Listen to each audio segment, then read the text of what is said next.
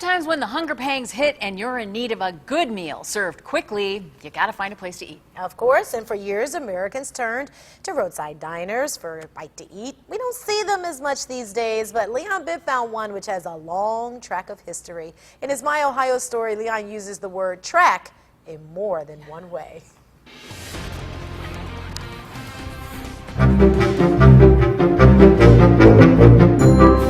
We Americans are in a hurry. Moving so quickly, we often miss small places at roadside, like this diner in Lakewood, Ohio.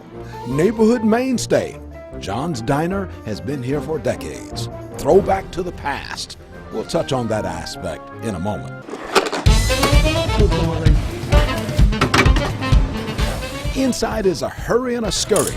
The old diner meets the appetites of people who may be in a hurry themselves. We ordered it and they were yelling our order, and then literally a minute later our food was on.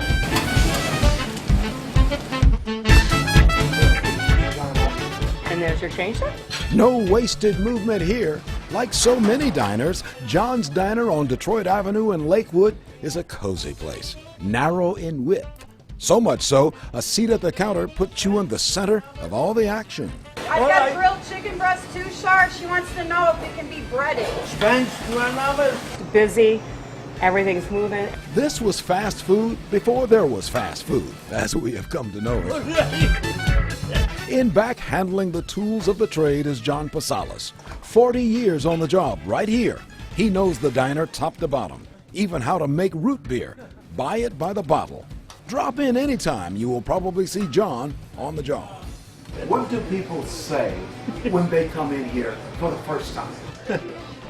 John, what do you got to eat? John, what do you got to eat? Plenty on his menu of breakfast, lunch, and dinner. The grill stays hot. So does the coffee. We do the coffee and everything. That's you.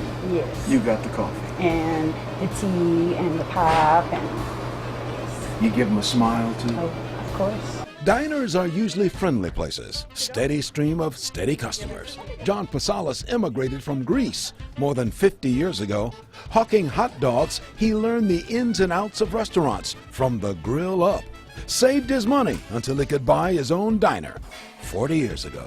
Now he hobnobs with regulars who chew and chat. Diners bring out the good conversation.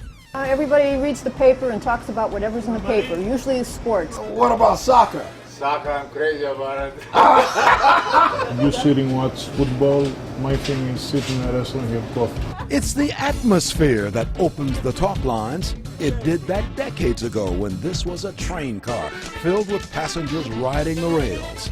80 years ago, this diner was a passenger car on the Nickel Plate Railroad. One of the things you get in a place like this is a big helping of history.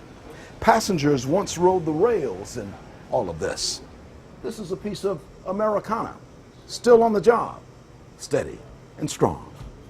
Now a way station or a quick stop on the rail line. Generations ago, thousands of these diners peppered the American landscape. Most gone now. But John's Diner is holding on like a train biting into the track below, sometimes calling out a special language across the counter. In the heyday of the diner, there developed a lingo. The counter person would yell to the cook, "1 hamburger, make it cry," meaning add onions, or "give me 2 sinkers, 2 donuts, please." The language of the diner. You tell them sausage special, eggs over easy, or eggs scrambled, and they automatically know to put the home fries with it. You definitely have to know how to flip an egg. And you flip 1,000,000 eggs here, don't you? Yes, I do. Story of a diner. Yep, but more than that, what was and is a passenger train car no longer hugging the rails. Still, the pace inside remains quick. Yep, we dropped in for a quick meal and found another world. No longer do its wheels turn the turn of a railroader. Gone is the smoke belched from a locomotive up front. But the old car still has a fire in its belly. In My Ohio, I'm Leon Bibb. Some good eats there. John's Diner is open for business